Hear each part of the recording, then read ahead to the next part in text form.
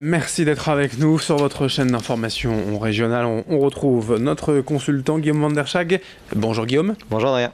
Comme chaque lundi, le rédacteur en chef de Sprint Magazine avec nous pour débriefer ce week-end sport dans la région. On parlera bien sûr de football, la Ligue 1, la Ligue 2, du national, de l'athlétisme avec les championnats de France à Liévin, mais aussi du basket, de l'athlé, du tennis, bref, quelques belles infos encore ce week-end. D'abord, la Ligue 1, un match nul encourageant pour le LOSC hier à domicile face à Lyon. Ouais, on va même dire que c'est un très bon point pris face à l'Olympique lyonnais. Alors certes, le LOSC n'a pas gagné alors que 3 points auraient été précieux dans cette quête de maintien. On sait que le contexte est difficile, mais réussir à faire jeu égal avec Lyon alors que le match était vraiment mal embarqué, hein. Ils étaient menés 2-0 à la mi-temps, c'est vraiment une bonne performance. Alors ils ont signé une bonne entame, un très très bon premier quart d'heure des Lillois qui se projetaient vite vers l'avant. D'ailleurs, ils ont mis beaucoup de rythme, beaucoup d'envie, ils se sont procurés plusieurs coups francs dans les 20 premières minutes de jeu, et c'est un petit peu contre le cours du jeu d'ailleurs que les Lyonnais ont ouvert le score à la 21e. Traoré a débloqué les compteurs pour l'Olympique lyonnais. Alors Maignan a malheureusement relâché un centre de Memphis, et du coup le Burkinabé avait parfaitement suivi. 1-0 pour Lyon. C'est dur, d'autant que à peu près au même moment eh bien El Ghazi s'est blessé, et d'ailleurs ça a duré de longues minutes. Il a dû sortir sur blessure, il s'est blessé au niveau des ischio-jambiers. Donc franchement Lille a accusé le coup, on l'a senti en première période, d'autant que peu avant la pause, eh bien Bertrand Traoré, le même attaquant lyonnais, a signé un doublé sur un service de Marsal. 2-0 à la 44e. Franchement, après la pause, on se dit que ça va être très très difficile. On se demande franchement comment les joueurs de Christophe Galtier vont pouvoir redresser la barre. Et puis malgré tout, ils ont continué à se projeter vers l'avant, les Lillois, et ça n'a été que justice, hein, lorsque suite à un superbe travail d'Arojo, eh bien il y a eu ce premier but de Pépé, et puis Pépé a réussi à trouver, c'est le Brésilien Arojo qui a réussi à trouver Pépé. Puis ensuite, Pépé a réussi à tromper Lopez quelques minutes plus tard. À la 82e, c'est un peu inespéré. Les Lillois se retrouvent à 2 partout. Là-dessus, on se dit que le plus dur est fait. Diaz a la balle du chaos pour Lyon, mais se heurte pour la deuxième fois de la rencontre au poteau de Maignan, et le score en restera là. C'est franchement un match nul qui avait des parfums de victoire pour les supporters lillois. Parce que décrocher le point du nul face à une équipe qui vient de battre 3-1 Villarreal en Ligue Europa, c'est une performance. Donc concrètement, qu'est-ce qui vient de se passer? Eh bien, le LOSC vient d'accrocher 2 équipes du top 5 de la Ligue 1, Nantes puis l'Olympique lyonnais. Cela étant, il faudra confirmer dans les prochains jours face à Angers, qui là est pour le coup un concurrent direct pour le maintien. En tous les cas, c'est une belle preuve de combativité. Sincèrement, il faut le reconnaître, depuis que Christophe Galtier a pris les rênes de cette équipe, il y a beaucoup plus d'envie et de combativité. Les joueurs mouillent plus le maillot, ont davantage confiance en leur football, et il faut espérer que ça finisse par payer forcément. Et ce sera donc le prochain match à enjeu pour Lille face à Angers le week-end prochain. On en reparlera bien évidemment. Un bon résultat donc, on va dire, pour le LOSC.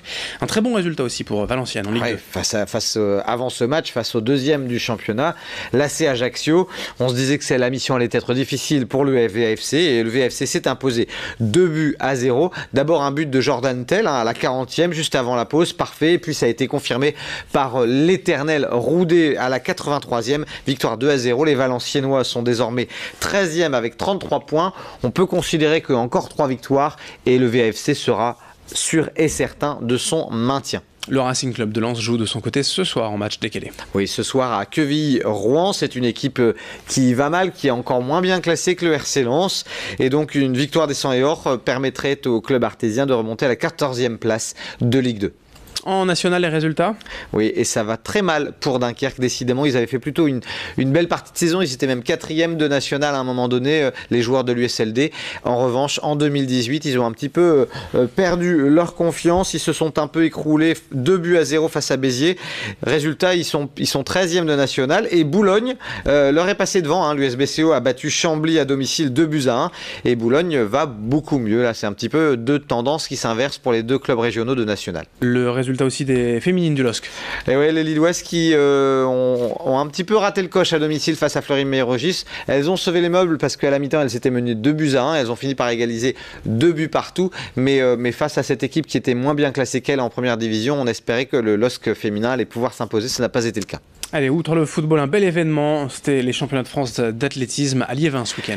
Avec surtout une bonne victoire du régional, le sociétaire du LMA Simon Denicel qui a bouclé le 3000 en tête en 7 minutes 54. C'est une belle performance. Il avait déjà fait un très bon chrono lors du 3000 du meeting de Liévin mardi dernier. Il a confirmé ce week-end. Il est donc champion de France sur 3000. Une autre athlète de la région est sur la même distance, mais en marche cette fois, 3000 mètres marche. C'est la licenciée de Villeneuve d'Ascq, de la CVA, Maude Delors, qui a bouclé le 3000 mètres marche en 13,42. Essayez déjà de faire le 3 km en course à pied en moins de 14 minutes, c'est pas simple. Eh bien, elle a fait 13,42 en marche, c'est 25 secondes de mieux que son propre record personnel. Et du coup, la Villeneuvoise est médaillée d'argent, chapeau à elle. Et puis enfin, Gaël Quérin, on le sait, il a quitté le LMA pour intégrer le club de Villeneuve d'Ascq également. Il est au sein du VAFA désormais. Eh bien, il a signé une médaille de bronze sur l'heptathlon, mais on le sait, il va tout faire pour essayer d'aller chercher une qualification pour les Jeux Olympiques au Japon en décathlon cette fois. On passe au basket avec une belle, surprenante mais belle victoire de Denain en Leaders Cup. Ouais, Denain qui par moments souffre en Pro B, mais là Denain qui est allé au bout du bout dans cette compétition face à Orléans, le leader de Pro B. Eh bien, après 2 prolongations, les joueurs de Denain Voltaire se sont imposés 98-87 avec notamment un joueur exceptionnel, un Jay Threat, l'américain qui a fait un très gros match, 19 points je crois.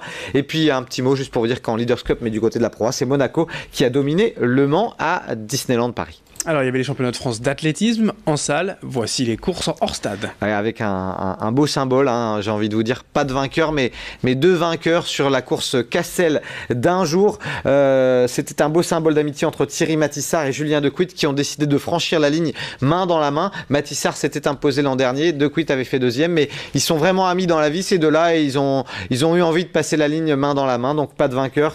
Ils ont bouclé le 15 km de Cassel devant tout le monde. C'était vraiment un beau symbole et puis il y a eu aussi une belle affluence. C'est toujours une épreuve sympa cette épreuve-là. Un résultat de tennis.